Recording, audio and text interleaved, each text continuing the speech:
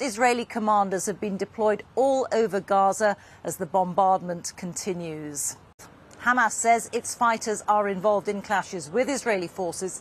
The Hamas-run health ministry estimates at least 400 Palestinian civilians were killed overnight. Aid agencies say they've lost contact with their workers after all phone and internet services were cut. Heavy artillery is pounding Gaza constantly. The Israelis say they're making the earth shake. And as residents of one of Gaza City's refugee camps inspected what had happened in the night, that was how it felt. It's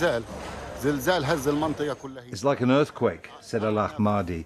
No one's paying us attention. It's an execution.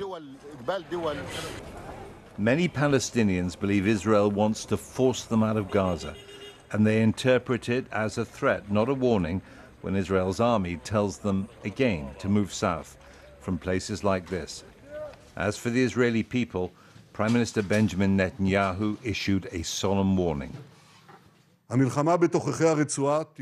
war inside the Gaza Strip will be difficult and long, and we are prepared for it. This is our second war of independence. We will fight for the defense of the homeland. In Sderot, the Israeli town closest to Gaza, the streets where Hamas killed civilians and soldiers 3 weeks ago today are deserted. The danger didn't stop Zila Cohen and her son driving down here to bring a picnic to her daughters who are doing their military service. They sat down in a car park not far from the border wire. The war, they said, was about survival. Hamas had shown it wanted to force them out. You can hear the war. Aren't you scared? I'm scared, but if my daughter is here, so I go where she's here. And you bring lunch. Yes, to all the soldiers. You know, when you live side by side with people, and you come to understand that you cannot trust them. So what you do? What the answer for that?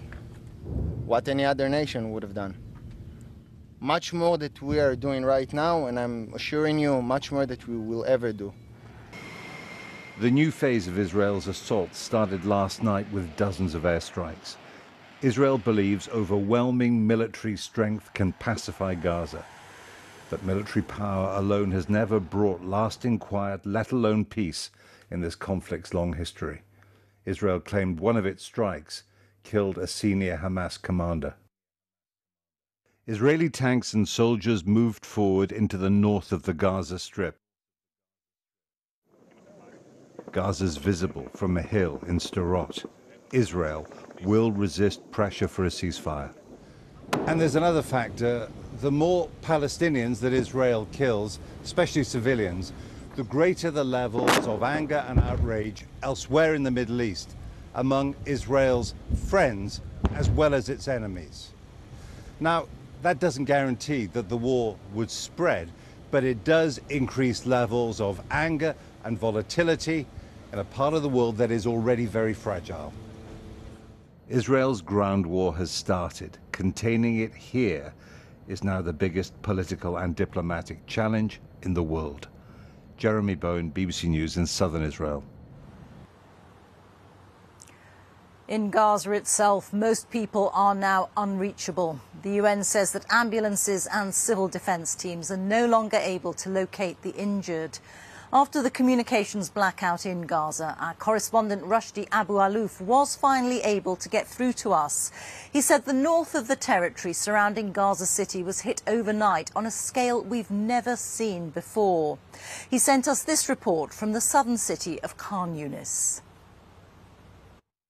You know, communication is very, very difficult in Gaza since 24 hours as Israel cut all of the communication.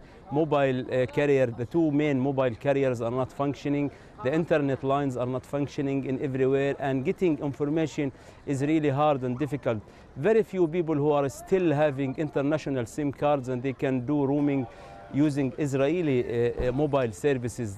People who are close to the border, they still can communicate, and between time to time they post some on social media. Also, some of the local radio stations are still functioning, and they were able to talk to their correspondent in the north, who described what happened last night as the biggest ever airstrike that targeted this area. He said that it was like an earthquake.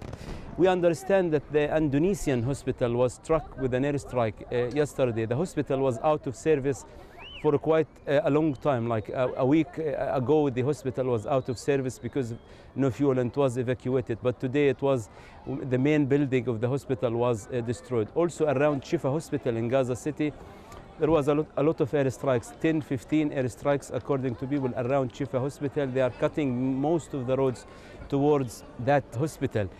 Communication, as I said, is extremely difficult. We are unable to verify a lot of reports about the number of people dead or injured, but as far as the health ministry was doing a press conference this afternoon, they said about 400 people were killed overnight, but they said hundreds other are missing under the collapsed building in the north. The BBC's Rushdie Abu Alouf reporting there from Gaza.